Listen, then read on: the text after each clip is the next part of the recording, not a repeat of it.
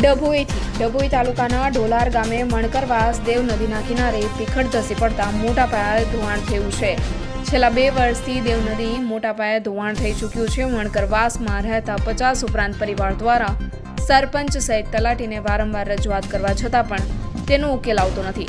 મણકરવાસના છેડે મોટા પાયે જમીનનું ધોવાણ થયું હોય, બાળકો પણ અહીં રમે છે અને ભેખડ પડી જવાના કારણે પશુઓ પણ અંદર પડી જવાની સંભાવનાઓ જણાઈ રહી છે। ત્યારે આ વિસ્તારના રહીશો દ્વારા ડભોઈ તાલુકાના પંચાયતમાં પણ ટીડીઓને રજૂઆત કરી છે અને સરપંચ સહિત તલાટીને વારંવાર રજૂઆતો કરવા છતાં પણ કોઈ પગલાં લેવાતા નથી। વહેલામાં વહેલી તકે સંરક્ષણ દિવાલ બનાવવામાં આવે તેવી ગામ લોકોની માંગ છે।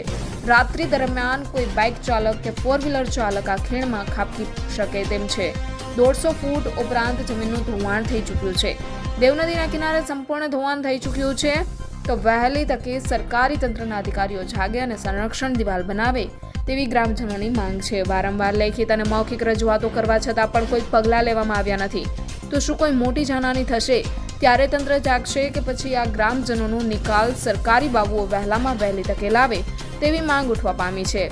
આવો ગ્રામજનોમાંના એક મણકરભાઈ ધનજીભાઈ હરજીભાઈ શું કહેવા માંગે છે જાણીએ તો સાથે સાથે રોહિત ઝવેરભાઈ બળદેવભાઈ શું કહેવા માંગે છે તે પણ જાણીએ।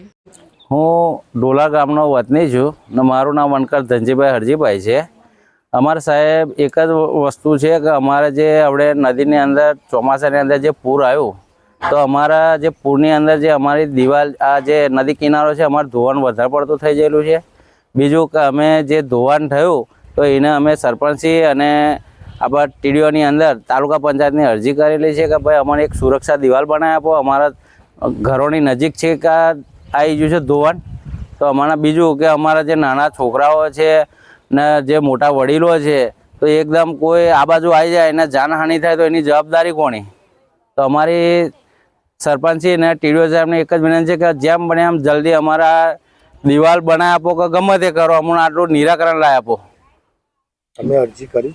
હા, અમે અરજી કરેલી પહેલાં 2-2.5 વર્ષ પહેલાં અરજી કરેલી છે પણ હવે જે પાણી આવ્યું એમાં વધારે પડતું ધોવાણ થઈ ગયેલું છે તો અમારા સરપંચી ને અમારા જે ટીડીઓ સાહેબ છે એમને એ જ જાણ કરવી છે કે અમારે જેમ મળે એમ અમારે જે એ છે એનું નિરાકરણ લાવો, નિકાલ લાવો અમારો। અને અમારે પરમાર પડ્યું છે, અમારે 40-45 ઘરોની વસ્તી છે અમારી, મિનિમમ 200-250 જણ રહીએ છીએ આગળ। હા, હું ડોલા ગામનો વતની છું અને ગામ પંચાયતની અંદર સભ્ય છું। હું નામે બળદેવભાઈ ઝવેરભાઈ રોહિત। હું આ જે 3 વર્ષથી 2.5-3 વર્ષની અંદર આ અરજી આપેલી છે નદીના બાંધકામ માટે કે જે લગભગ 30થી 35 ઘરની વસ્તી છે। 30થી 35 ઘરની વસ્તીને આ જોખમકારક છે। નદીનો પૂર આવવાથી આ સમયે આ વર્ષની અંદર એ પૂર આવવાથી અમારા ઘરોની નજીક આ નદી આવેલી છે। હવે સાહેબશ્રી તાલુકાના ટીડીઓ સાહેબને અમે અરજી આપેલી છે અને અરજીના આધારે અમને આ જે તકલીફ પડે છે અને અમને લોકોને અત્યારે જે કંઈ આ જે અવર જવરમાં અમારા છોકરા નાના બાળ કયા સમયે કયા ટાઈમે આ નદીની પાર પડી જાય એ જવાબદારી અમે જાતે સ્વીકારી નહીં શકતા। હું કોઈ સમય અમારો એવો હોતો નહીં, અમે મજૂરી વર્ગના વ્યક્તિ છે અને મજૂરી વખતે કોઈ ટાઈમ આપી નહીં શકતા છોકરોને સાચવવાનો। મને એક વ્યક્તિને એવું કહેવા માગું છું કે આ જે સુરક્ષા દિવાલ છે એ સુરક્ષા દિવાલનું કોઈ પણ સંજોગે કોઈ બી ટાઈમે અમને આની વહેલી તકે કોઈ પણ ટાઈમે અમને આ કામ કરી આપવા અમે નમ્ર વિનંતી કરીએ છીએ।